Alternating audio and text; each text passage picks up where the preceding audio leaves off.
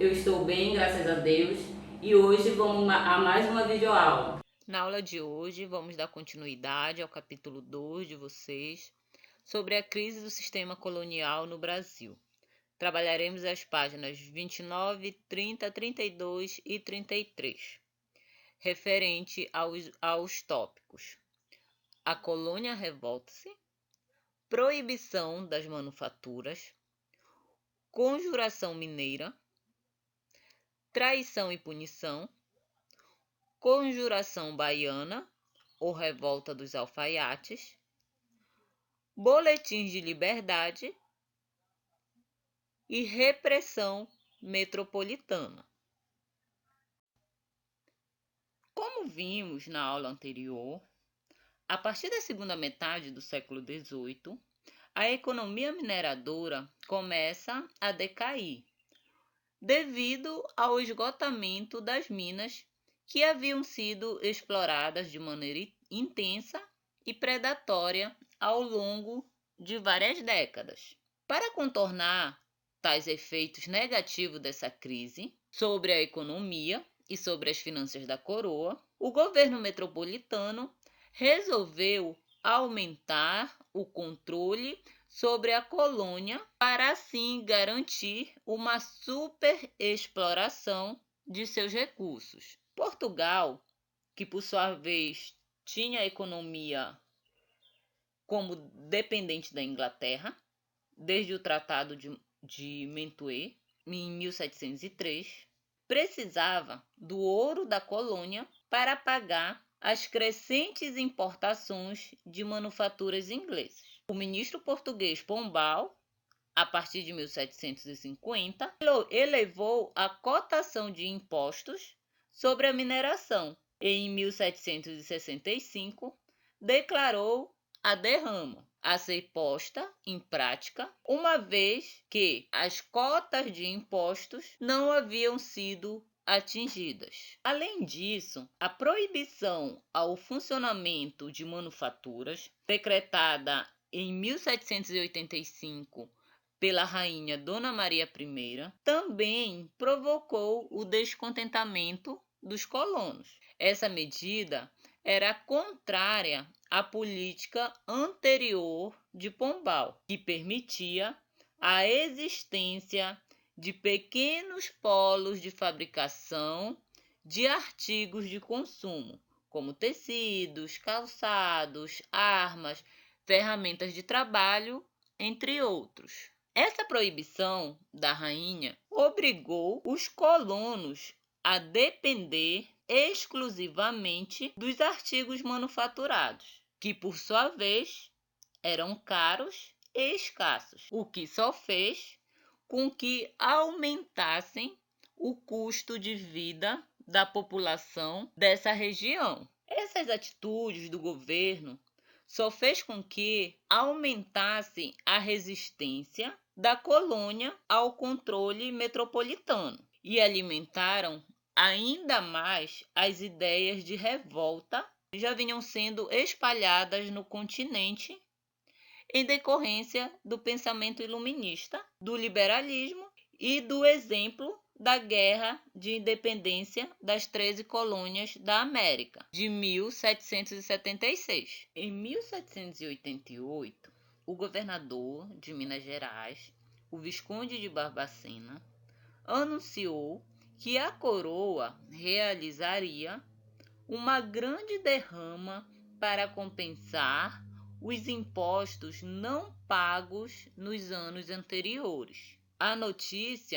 Essa notícia foi o suficiente para que um grupo de intelectuais, militares, profissionais liberais e funcionários que já vinham conspirando contra o governo português se manifestassem. Essa derrama só viria a facilitar os planos desse grupo de pessoas, uma vez que ela provocaria também o descontentamento da população, e isso faria com que eles conseguissem o apoio popular de uma forma mais fácil para um domínio de um movimento armado que seria contra o domínio português, que levaria à independência e à criação de um governo republicano nos moldes dos Estados Unidos. A ideia inicial desses revoltosos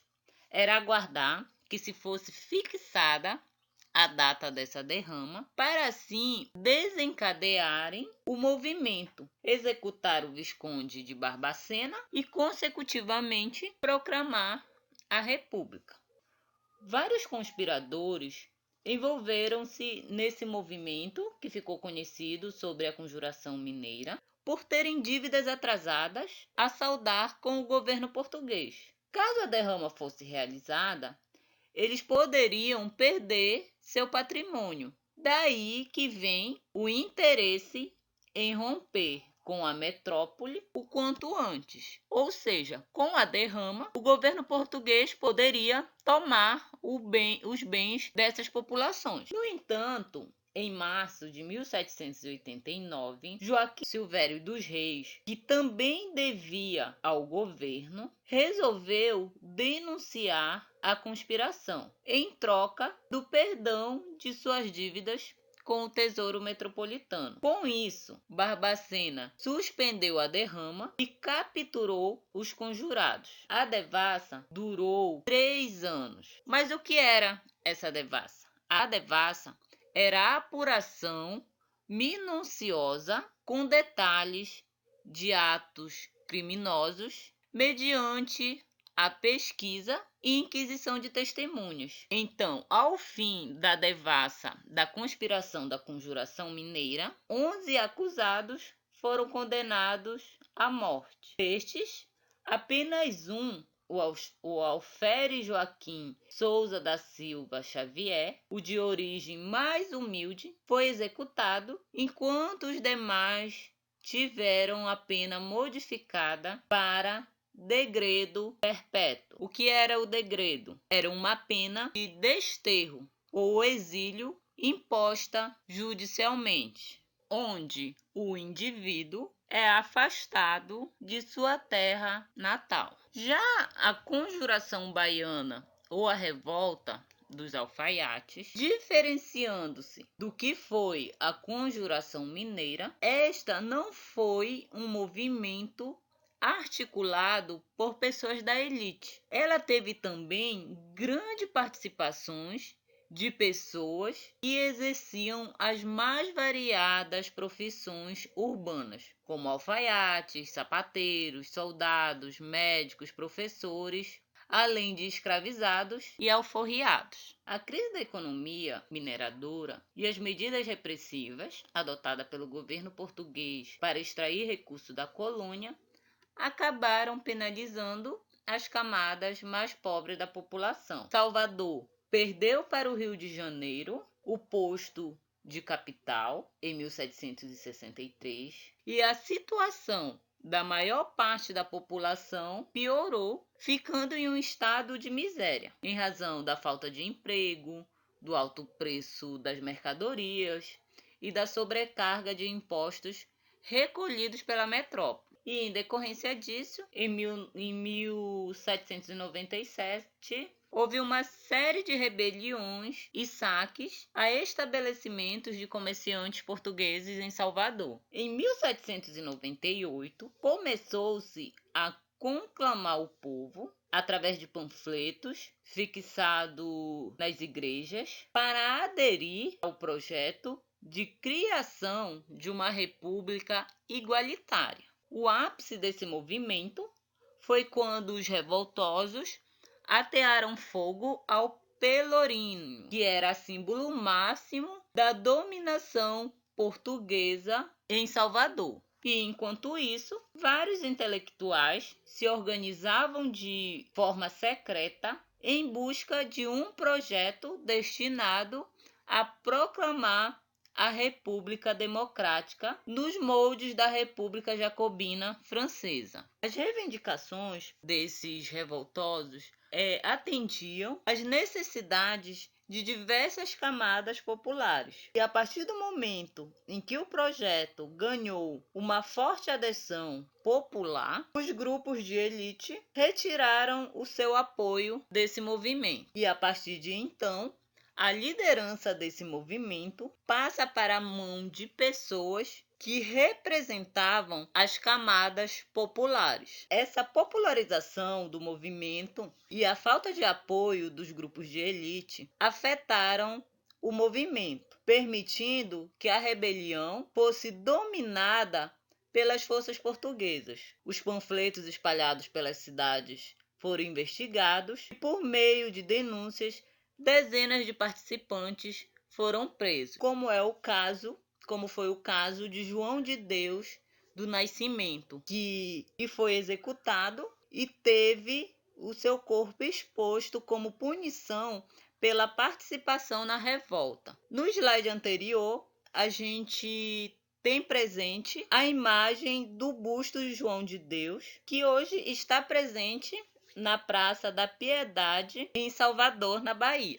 Essas penalidades aplicadas, como foi o caso do João de Deus, reproduziam a divisão da sociedade da época. Os revoltosos da elite colonial foram presos e alguns foram degradados. Já os pertencentes às camadas populares receberam as condenações mais pesadas. Com isso, então, a gente percebe que essas repressões em meio à conjuração baiana se deu de forma mais forte, de forma mais intensa e mais repressora em relação às camadas populares, e percebe-se também que o movimento baiano não chegou a se realizar, tendo sido reprimido mesmo antes de ter sido posto em prática, como aconteceu com a Conjuração Mineira. Com isso, nós finalizamos a nossa segunda unidade e eu deixo as páginas da atividade 31, 33 e 34 do livro de vocês. Então é isso, pessoal. Resolva as atividades e envie para o e-mail, tá ok?